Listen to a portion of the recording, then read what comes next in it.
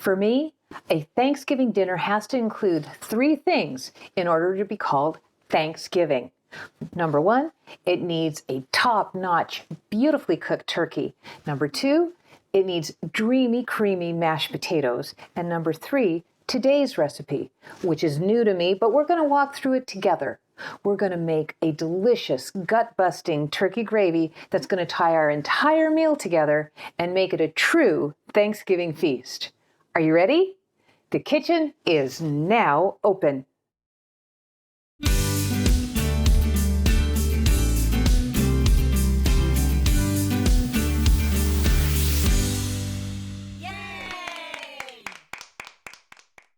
Hi, I'm Deb, and this is my kitchen. Family is built at the dinner table, and I want to help you to build yours with recipes, cooking skills, and tips on making your dinner table the family center of your home. Today, we're making a delicious turkey gravy for Thanksgiving. Come on in, let's cook up something good. For your gut-busting turkey gravy, the ingredients you'll need are all of the turkey pan drippings, including the fat, 4 cups of chicken broth, half a cup of all-purpose flour, and use the following seasonings to your taste: MSG, salt, and optional black or white pepper. For your tools, you'll need a 4-cup liquid measuring cup, a medium-large wire strainer, a serving-size spoon, a 1-cup liquid measuring cup, a 1.5 to 2 quart saucepan, a half a cup dry measure, and a wire whisk. The first thing you need to make turkey gravy is a turkey, which we've already roasted in the oven, and once it was done, we took and poured out all of the drippings, including the fat, into this measuring cup. Then we went ahead and put this in the fridge for about 30 minutes or so, just to give it an opportunity for the different elements to separate. It's a little difficult to see, but it is in layers where you can see some kind of sediment on the bottom, then the broth in the center, and there's a layer of fat on the top.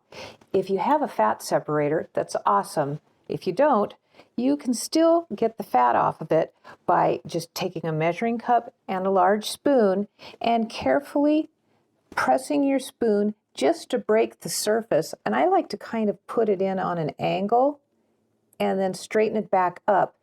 I'll probably get a little of the broth, but the main thing I'm trying to get is the fat. This recipe calls for 4 ounces or 2 ounces, a 1/4 cup of fat. And remarkably enough, there was not a lot of fat on this bird. I was really quite surprised. Now, if you have a rather fatty bird, once you get to 1/4 cup, which it looks like we are,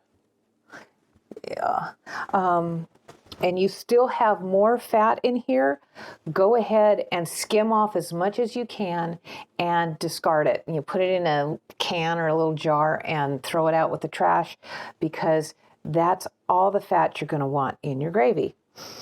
Then the next step, set this aside for a moment, and we are going to pull out our saucepan and add the fat to the pan.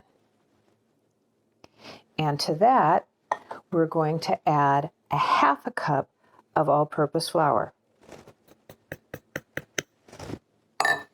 And then grab a whisk, and we're going to combine these ingredients. This is often called a roux. It's kind of a very common sauce or gravy element, and typically this is cooked over the stove while you're making your roux. But this particular recipe doesn't call for that. They just have you mix it up right here on the countertop.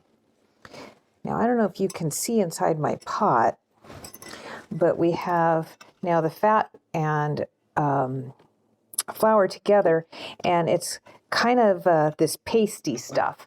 So from there, we need to bring it into a more liquid state. We need a total of 4 cups of broth, but we really have only about 3 here.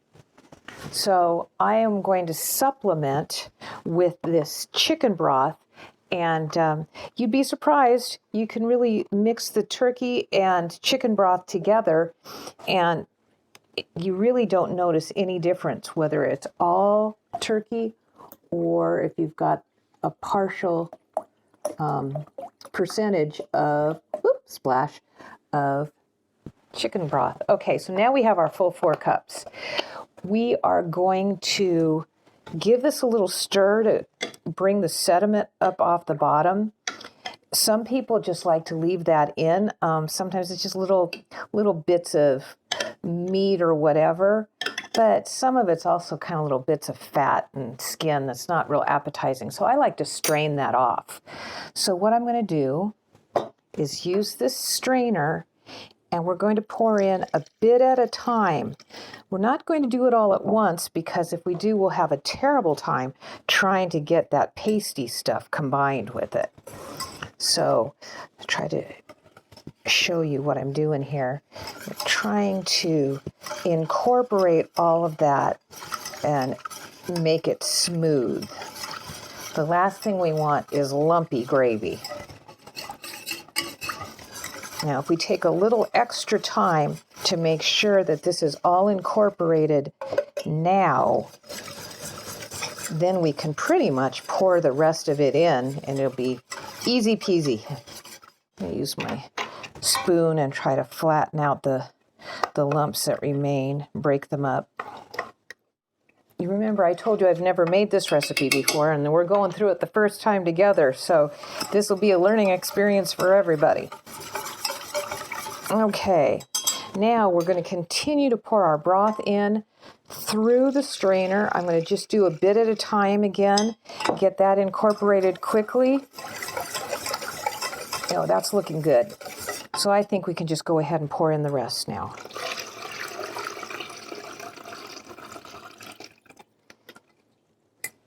And you can see that's bits of fat and other not so desirable stuff that we've now removed from the gravy.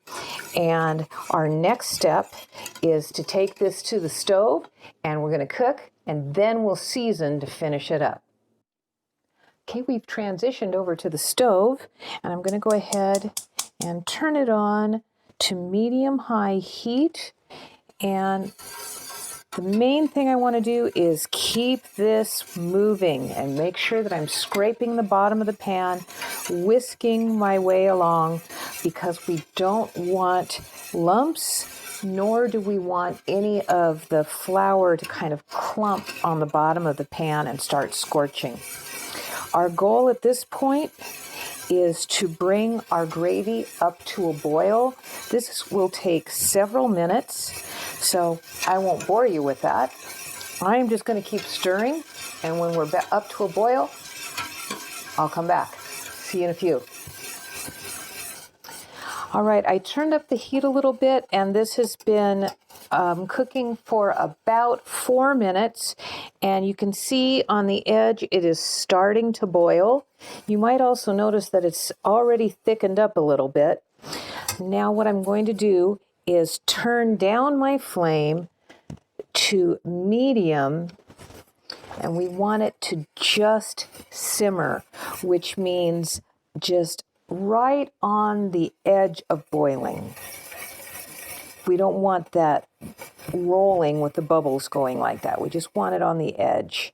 And I'm going to go ahead and set a timer for 5 minutes, and I'm going to continue to keep stirring, maybe not constantly, but I'll come maybe every half minute or so and just give it another stir, because I don't want anything scorching on the bottom. Again, it's going to simmer for 5 minutes, and then we'll be back to give it some seasoning and a taste test. Okay, my 5-minute timer just went off just as we were bringing the camera back up, and I'm going to go ahead and turn off the heat now completely, and it's time for a little taste test. You should always taste before you start seasoning.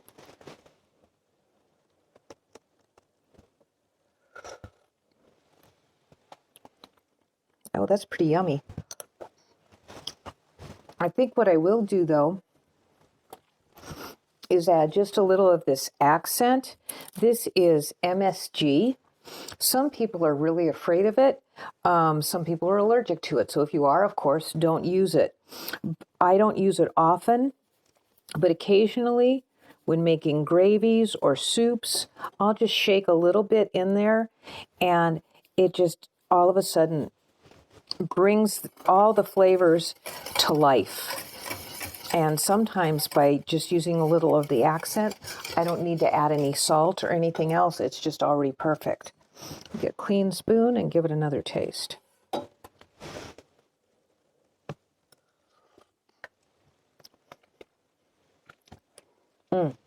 That's good. I don't think it needs any salt. And personally, I don't like to put pepper in it because not everyone in my family enjoys pepper. So we always make sure we have salt and pepper on the table so they can season as they like. I think we're ready to take this and get it into the gravy boat. See you in a minute.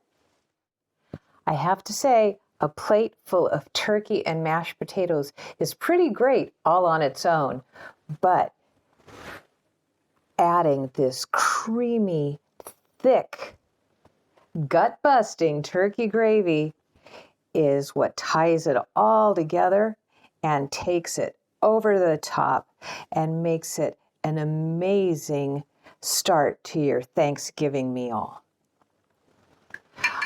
I hope you enjoyed this video, and I'd like to wish you and your family a happy Thanksgiving, because family is built at the dinner table, and if you feed them, they will come.